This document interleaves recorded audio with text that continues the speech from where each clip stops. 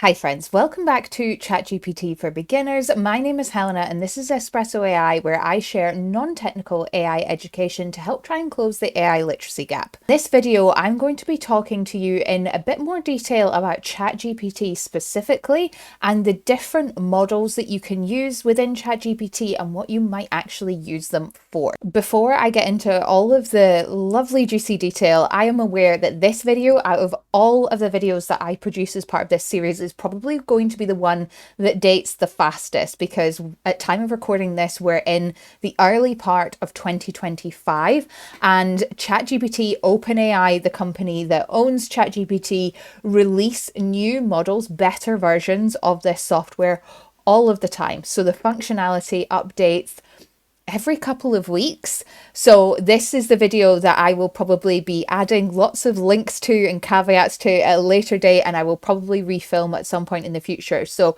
just bear that in mind depending on when you're watching this video and thinking, actually, might there be some new information on this and a slightly more updated version of this video available. But with that said, let's get into what is available currently on the market within ChatGPT in early 2025 and what you might use the different ChatGPT models for. So, ChatGPT is a large language model, and if you've watched videos 1 and 2 of this series, you will know that large language models are an AI, generative AI tools that are statistically predicting a likely string of text to follow an AI prompt. So these models are very, very good at producing text-based responses. They're great at writing copy, they're great at doing research, they're great at overall being your assistant, and I'm going to talk a little bit in more detail about how you can train AI and train tools like ChatGPT to do specific things for you a little bit later on in this series. But ChatGPT overall is just the name of the model that you're going to be using to generate text-based responses. They are definitely not the only one on the market. They are all kind of, people will have different opinions on this, but much of a muchness in terms of what they actually do. Some models will give better responses doing certain things than others. So you've got things like Claude, Gemini. We've got a couple of models coming out at the moment, at the time I'm recording this, coming out and being released in an open source environment such as DeepSeek in China. But all in all, this kind of information applies to all of these models. We're talking about generative AI, where you're statistically predicting text and you're getting text-based responses. ChatGPT has got a free version and a paid version, and I'm going to talk you through all of the different models that are available to you, both free and paid, and what they kind of do and the purposes that they might serve for you. So, since its release in 2022, ChatGPT has evolved a lot, and there are now 5 different models that you can choose from depending on your needs and depending on your subscription tier for OpenAI. The first model is GPT 3.5. This is the free version. This is still very, very good. It's great at general tasks. It's great at quick responses. It's fast, it's free, but it can be a bit less accurate. It can be repetitive. I would say that it kind of produces some of those responses where you're just like, oh, that really sounds like AI. That's probably a GPT 3.5 response. GPT-4 is the first model that you get access to when you upgrade your account right now, early 2025, to, I think it's called the Plus plan for OpenAI. And that is GPT-4, and it has more advanced reasoning, better creativity. It's had a little bit more training, okay, than GPT 3.5. It's got higher accuracy, it's got better logic, remember, not common sense, but logic, than the free version of GPT 3.5. We've then got GPT-4 Turbo, or O1. This is the default for pro users, and it's faster and it's cheaper than GPT-4, it's more efficient, and it's still great for most tasks. It's still evolving and it can have occasional errors. As I said, this is the time I'm currently recording this. Right now, where I am in the UK, there is a limit on how many times in a day I can use O1, so GPT Turbo. depending on where you are, I think changes the configuration of what the model is called at the top when you log in. And I'll show you how you toggle between these models a little bit later on in this video. But I can only use it in the UK for a certain number of times responses within a 24-hour period. Right now, for where I am, I think it's different in the US. After the O1 model, we've then got O1 Mini. This is a lighter, lightweight version. It's quicker and it has low cost responses. So this is in terms of like how those models run in the background. It's very fast and it's great for basic inquiries, basic tasks where it doesn't require as much thinking, as much reasoning, as much creativity. It's not as smart as full models. And then finally, we've got custom GPTs. Custom GPTs are pre-trained, tailored AI for specific needs, and they can be trained to do really specific tasks for you or for your business, your work, whatever it is that you're trying to do. This requires setup. It's only available on GPT-4 and it is only available to Pro Plus. I always get mixed up what the names of the tiers are. Plus users. Okay, so you do have to pay for a subscription to have access to custom GPTs. Personally, I think they're worth their weight in gold. I really rate them. I have got over 50 custom GPTs now for everything that I do. I absolutely love them, having this pre-trained AI that can talk in your tone of voice, that can respond to your emails, that's just so well integrated once you've done the training. And I'll talk a little bit about that later on. Each different model has got its strengths, so choosing the right one depends on what you need it to do. And let's go into each of them in a little bit more detail. So GPT 3.5, this is the free version of ChatGPT. Great, as I said, for basic tasks, answering general questions, fast, accessible, will struggle with any kind of complex reasoning, creativity. This is the best for quick content drafts, idea generation, answering common questions, okay? It's going to be good enough using this free version. If you're not using AI regularly already, start in the kind of free playground, getting used to AI and the kind of responses that you can get, but don't be put off by the 3.5 model because it is better when you access the paid for version. So if you find like, yes, I am using AI all the time, I want to use it all the time, the $20 a month subscription to OpenAI will probably be one of the best things that you pay for. I would never cut it now. I think the responses are just so much better, and the overall value of the paid for subscription is, to me, 100% worth it. But GPT 3.5 is absolutely great as a starting point. GPT-4, as I said, is that more advanced paid for version, better reasoning, better problem solving, more creative, natural sounding responses, fewer mistakes and hallucinations. I talked about this in the previous video about how AI can kind of drift and hallucinate and make things up. GPT-4 will do less of that. So great if you're using it as a business, you need high quality content, you don't want to be going back and forth as much.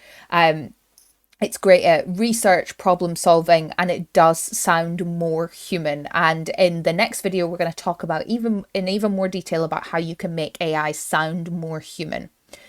GPT-4 Turbo 01, catch-all term for the name of this model, is, I've put here, an optimized powerhouse of an AI model. And that's because it's the most optimized model that OpenAI has developed so far.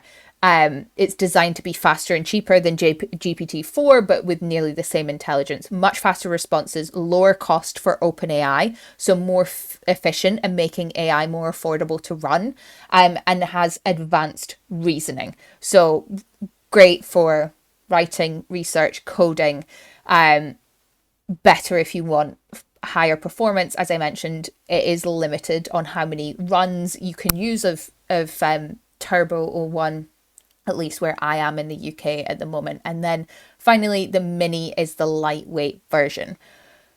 Custom GPTs. Custom GPTs allow you to create your own personal AI assistants, fine-tuned for really specific tasks. And as I mentioned, I have got over 50 of these working for me and I love them. I name them all after inspirational women that I absolutely love. So I've got different AI assistants doing all sorts of different things for me. So to give you some examples of how you might apply this, a social media manager could build a custom GPT that writes all of their captions in a brand's voice for each specific brand client, right? So if you're managing in an agency a roster of 10 or 15 clients and you're writing content for all of those clients, you can use ChatGPT to do your first path, your first draft. It's trained in your writing style for each specific brand tone of voice to write captions for all of their social media posts. Business owners can train custom GPTs to answer customer questions based on their product details. I've got a custom GPT that I use as my personal assistant. All sorts of different things, but very specific use cases and tasks, because you train your AI assistant on training manuals that you give it to do specific things for you time and time again. And I'll show you in a second how you navigate to the area of custom GPTs when we go through the models. Before I do that, I just wanted to show you this screen here, just so that you can pause or screen capture so that you've got an understanding in a table of, if I'm trying to do this, which model might I use? So free, basic, starter version 3.5, what you're getting for free when you go to openai.com. Better reasoning with GPT-4, that is what I use pretty much all day, every day. I'm using GPT-4 Turbo or 1. I will use more frequently when it's opened up a bit more to me in the UK. It's a balance of speed and power. I actually really like the responses that I have seen from O1 as a model, but it's not my default for now. Super fast, lighter weight version, O1 Mini, and then your customized assistant is custom GPTs. So now let's have a look inside OpenAI and I will show you how to change between each of these models. So here we are logged in to my OpenAI account in ChatGPT, and when you're in here and you want to navigate and switch between different models, this is where you go. You'll see this drop down on the top left hand corner here, and my default is set to ChatGPT 4.0. When I toggle this drop down, you can see the different versions, and already since I made those presentation slides, we've got different things coming in here with O3 Mini, O3 Mini High, more models. We've got 4.0 Mini and the GPT-4 legacy model, but 4.0 is now my default setting, what I am using until I use up all of my runs of that of the day, and then I will be switched back into GPT-4 at time of recording early 2025. So that is how you navigate between them and you toggle between your different models. And then the final thing I wanted to show you is where you would navigate to custom GPTs if you have got a pro account. So you want to open up your sidebar on the left hand side here. Then in the drop down, you will see Explore GPTs. We are in the GPTs menu, and think about this like you would the App Store. Okay, these are lots of pre-trained little AI assistants to do all sorts of different things. So you can see here we've got ones for writing, productivity, research and analysis, education, lifestyle, programming, image generators. But what you should be really interested in is actually building your own, because building your own AI assistants is what is going to enable you to have those better, more refined, more tailored, useful responses for specific tasks, right? When it's trained in your exact tone and style of writing, whatever it might be, to perform those specific tasks. So to create your own custom GPT, I actually have a workshop which goes into all the detail with all of my training manuals on this. So if you're interested in that, I will link it in the description box below, where I show you exactly how to fully tailor and set up your own GPTs, and I give you access to all of my training manuals. But as a kind of highlights of what you would do for the purposes of this video, navigate up to the top corner here. You can click in here and see a menu of your own GPTs you've created, or you can go ahead and create your own. Then when you create, you will see this window here where you have got tabs for, let me just move you across, for creating and configuring. And this is where you select your specific task that you would like your GPT to do.